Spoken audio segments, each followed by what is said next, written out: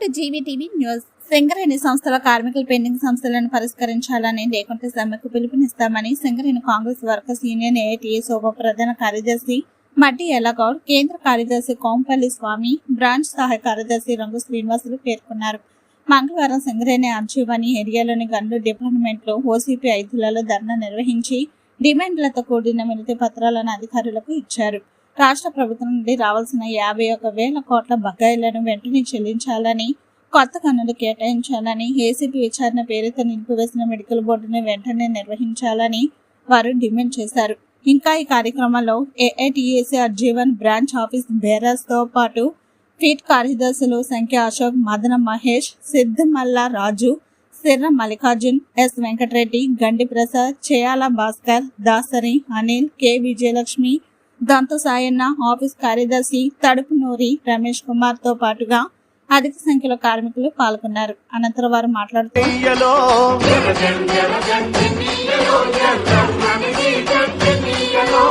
ఎర్ర జెండెర్ర జెండె నీయలో ఎర్రెర్రని జెండె నీయలో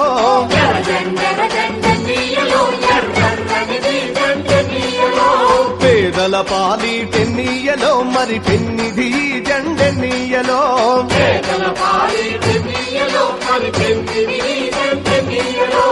ఎర్ర జెండెర్ర జెండెర్ర జెండెర్ర ఎర్ర జెండెర్ర జెండె నీయలో ఎర్రెర్రనిది జెండె నీయలో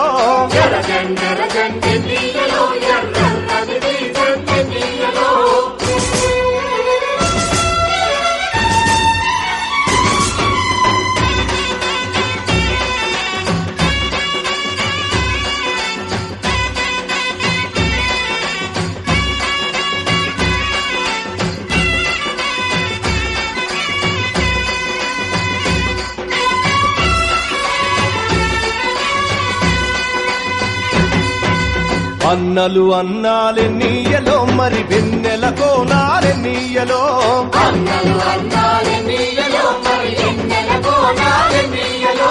వెన్నెల కోనాలే నీయలో మరి వెలుగు రవ్వాలే నీయలో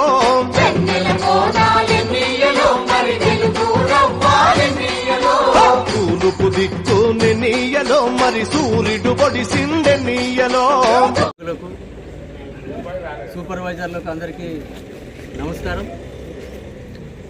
ఈ రోజు నుంచి 30వ తేదీ వరకు సింగరేణి వ్యాప్తంగా ఏఐటీయూసీ ఆధ్వర్యాన సింగరేణిని రక్షించుకుందాం, మన పరిశ్రమను కాపాడుకుందాం, సేవ్ సింగరేణి అని ఒక బస్సు జాతా కార్యక్రమాన్ని 30వ తేదీ వరకు ఆందోళన, ఎడ్యుటేషన్, పోరాట కార్యక్రమాన్ని నిర్వహించడం జరుగుతున్నది.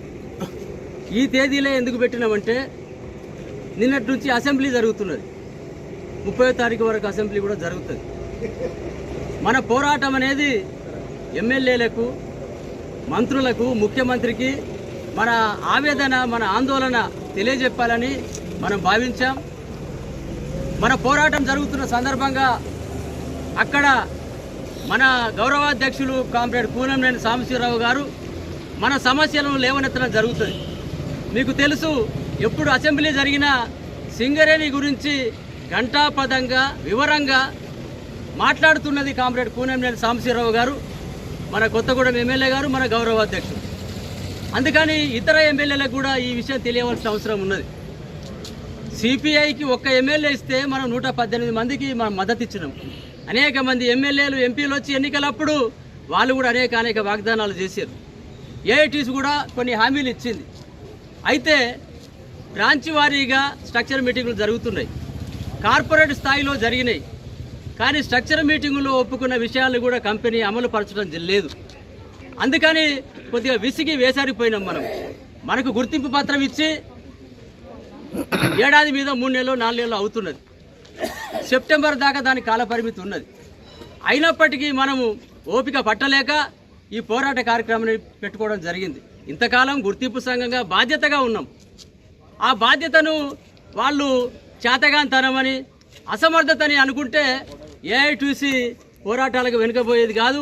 గుర్తింపు సంఘంగా ఉండి కూడా సమ్మెలు చేసిన చరిత్ర ఏఐటీయూసీకి ఉన్నది, జైలుకు పోయిన చరిత్ర ఉన్నది.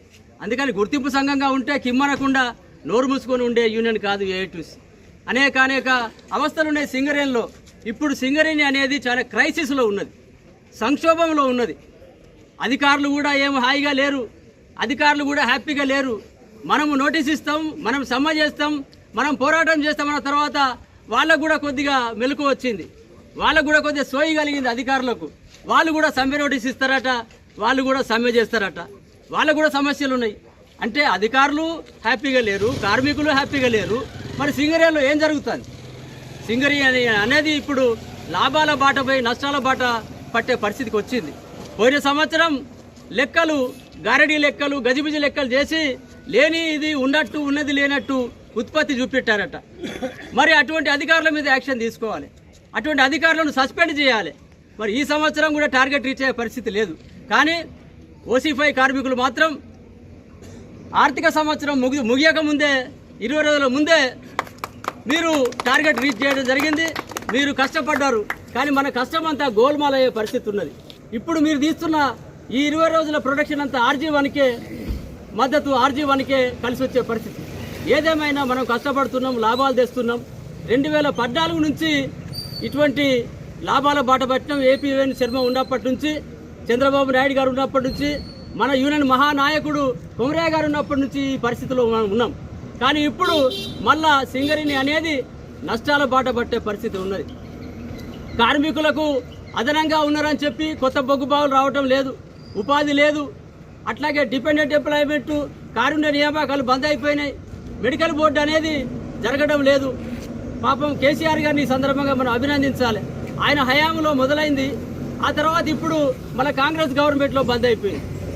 అంటే ఒక్క సీఎంఓ తప్పు చేస్తే ఓ 3 రోజుల ముందు ఇన్వెస్టిగేషన్ పెట్టి, ఎంక్వైరీ పెట్టి కంప్లీట్ పాపం సుజాత ఈ సీఎంఓ మీద ఒక ఏసీబీ కేసు ఉందని చెప్పి ఇది బంద్ పెట్టడం జరిగింది. మరి గత కాలం నుంచి జరిగినటువంటి ఇన్వాల్టేషన్, పైరవీలు, తర్వాత ఫిట్ను అన్ఫిట్ వాళ్ళని ఫిట్ చేయడం, రకరకాల గోల్మాల్ జరిగినప్పుడు ఏ ఒక్క సీఎంఓ మీద ఎందుకు యాక్షన్ తీసుకోలేదు? మంతా శ్రీనివాస్ పోయిండు, బి వెంకటేశ్వరరావు పోయిండు, సుజాత పోయింది. సరే ఇప్పుడు వేరే సీఎంఓ వచ్చి ఆయన వచ్చిన కాడికి వెళ్ళి బోర్డే లేదు. మొన్న జరిగిన దానికి సరిగా న్యాయమే జరగలేదు. కాబట్టి మెడికల్ బోర్డు అనేది నిర్వహించవలసిన అవసరం ఉన్నది. పాత పద్ధతిలో జరపాలని చెప్పి అనుకుంటున్నాం. 50,000 కోట్ల రూపాయల అప్పు ఉన్నది. గవర్నమెంట్ సింగరేణి ప్రభుత్వ సొమ్ము కాబట్టి ఇది బంగారు బాతుగుడ్డ అని చెప్పి ఆ గుడ్డు కాదు బాతులే కోసుకునే పరిస్థితి వచ్చింది. ఫుట్బాల్ మెస్సీ అత్తే మన పైసలు, రాజీవ్ అభయాస్తానికి మన పైసలు. టీఆర్ఎస్ గవర్నమెంట్లో జరిగింది వేరే కాడ ఖర్చు పెట్టారు మన డబ్బు అనుకుంటే, ఇప్పుడు కాంగ్రెస్ ప్రభుత్వం కూడా అదే విధంగా చేస్తున్నది. కాబట్టి మనం మిత్రధర్మమైన, మనకు మిత్రపక్షమైన మనం ఊరుకునే లేదు. తప్పనిసరిగా కాంగ్రెస్ ప్రభుత్వాన్ని ప్రశ్నిస్తాం. అందుకని అనేక సమస్యలు ఉన్నాయి. ఇప్పుడు 50,000 కోట్ల రూపాయల బకాయిలు రావాలి, డిపెండెంట్ ఎంప్లాయీ కారుణ్య నియామకాలు ఇన్వాల్టేషన్ జరగాలి. అట్లాగే ఇక్కడ ఉన్నటువంటి N-1 రద్దు కావాలి, సొంత ఇంటి పథకం రావాలి, అలవెన్స్ల మీద కంపెనీయే చెల్లించాలి యాజమాన్యం. ఇట్లా అనేక ఉన్నాయి. కోల్ ఇండియాలో ఇచ్చినట్టు కూడా ఇక్కడ ఇవ్వాలని అడుగుతున్నాం. కాంట్రాక్ట్ సిస్టమ్ పెరిగిపోయింది, కాంట్రాక్టు కార్మికులకు వేతనాలు పెరగాలి, హైపవర్ కమిటీ వేతనాలు రావాలని చెప్తున్నాం. ఇట్లా అనేక సమస్యలు ఉన్నాయి. సిబిఎస్ఈ స్కూల్ అనేది RG1లో కూడా మొదలు కావాలని చెప్తున్నాం. RG3లో, RG2లో ఎక్కడో మొదలు పెట్టడానికి ప్రయత్నాలు చేస్తున్నారు, శ్రీరాంపూర్లో ఒకటి. కానీ సిబిఎస్ఈ అనేది ఇక్కడ కూడా రావాలి. విద్యా విధానం బాగుండాలి, మన కార్మికుల పిల్లలు బాగా చదువుకోవాల్సిన అవసరం ఉన్నది. అందుకని ప్రభుత్వం నిర్లక్ష్యంగా ఉంటే, యాజమాన్యం నిర్లక్ష్యంగా ఉంటే మనం ఊరుకునేది లేదు. తప్పనిసరిగా ఈ పోరాట కార్యక్రమం మొదలుపెట్టినాం. ఇప్పుడు గుర్తింపు సంఘంగా ఉండి మనము పోరాటం చేయవలసిన అగత్యం ఎందుకు వచ్చిందంటే, కాంట్రాక్టు సిస్టంతో ఉన్నటువంటి కార్మికుల వేతనాలు కావాలని స్ట్రక్చర్ మీటింగ్లు ఒప్పుకున్నవి కూడా వాళ్ళు అమలు చేయడం లేదు. అందుకని మాట తప్పినటువంటి మేనేజ్మెంట్, మాట తప్పినటువంటి గవర్నమెంట్కి బుద్ధి రావాలంటే తప్పనిసరిగా ఈ ఆందోళన జరగాలి, ఈ పోరాటం జరగాలి. రేపటి నుంచి అన్ని బావుల మీద జాతా ఉన్నది, పోరాటం ఉన్నది. ఒకప్పుడు మీకు తెలుసు, తెలంగాణ రాకముందు 2012లో మనమే గుర్తింపు సంఘం తెలంగాణ రావాలని చెప్పి బాయి నుండి బాయికి ప్రజాయుద్ధాన్ని ఒక గద్దర్ను పట్టుకొని కూడా మనం సేవ్ సింగరేణి అని చెప్పి ఆ రోజు చేసినాం, తెలంగాణ సాధించుకున్నాం. అందుకని మనం తలుచుకుంటే కానిది లేదు, మనం తలుచుకుంటే లేనిది లేదు. అందుకని గుర్తింపు సంఘంగా బాధ్యతతో పనిచేస్తూ రేపు అన్ని యూనియన్లు కూడా కలుపుకొని, ఇప్పుడు కాంగ్రెస్ను టీఆర్ఎస్ను నేను విమర్శించదలుచుకోలేదు. రేపు సమ్మె చేసేటప్పుడు అన్ని యూనియన్లు మనకు అవసరం, పోరాటం చేసేటప్పుడు అందరూ మనకు అవసరం. కాబట్టి ఇది అందరి కోసం చేసే పోరాటం కాబట్టి అందరూ కలిసి రావాలని చెప్పి ఈరోజు ఇక్కడ ఈ ప్రోగ్రాం ద్వారా మనం ఒక నిరసన తెలియజేసి ఒక ధర్నా చేసి నినాదాలతో వెళ్ళి మనము మెమోరాండం ఇవ్వాల్సిన అవసరం ఉన్నది. కాబట్టి దీనికి మీరు అందరూ కూడా మద్దతునివ్వాలని చెప్పి ఏప్రిల్లో జరగబోయే సమ్మెకు కూడా అందరం కలిసి రావాలని చెప్పి మిమ్మల్ని పిలిపిస్తున్నాను. అట్లాగే ఏప్రిల్లో సమ్మె ఎందుకు, మార్చిలో ఎందుకు చేయకూడదని కొందరు, ఏప్రిల్లో చేసినా మార్చిలో చేసినా ఎప్పుడు చేసినా ఒకటే. ఎందుకంటే ప్రొడక్షన్ కావాలని చెప్పి, టార్గెట్ రీచ్ కావాలని చెప్పి అధికారులకు లేదు, కంపెనీకి లేదు, ఇప్పుడు ఆ టార్గెట్ రీచ్ అయ్యే పరిస్థితి కూడా లేదు. కాబట్టి ఎప్పుడు చేసినా ఒకటే, పోరాటమే సమ్మె. కాబట్టి ఏప్రిల్లో ఒక డేట్ ఉన్నది, నోటీస్ కూడా మనము ఇవ్వడం జరుగుతున్నది. కాబట్టి దాని మీద ఆఖరుకు చేసే ఆయుధం సమ్మె. అందుకని సమ్మె పోరాటానికి మీరంతా మద్దతు ఇవ్వాలని చెప్పి, ఏఐటీసీ చేసే కార్యక్రమాలకు పోరాటానికి మీ అందరి సహకారం ఉండాలని చెప్పి ఏఐటీసీ వైపున మిమ్మల్ని కోరుతూ ఈ సందర్భంగా నాకు అవకాశం ఇచ్చినటువంటి OC5 కార్మిక సోదరులందరికీ కూడా హృదయపూర్వకంగా ధన్యవాదాలు తెలియజేస్తూ ముగిస్తున్నాం.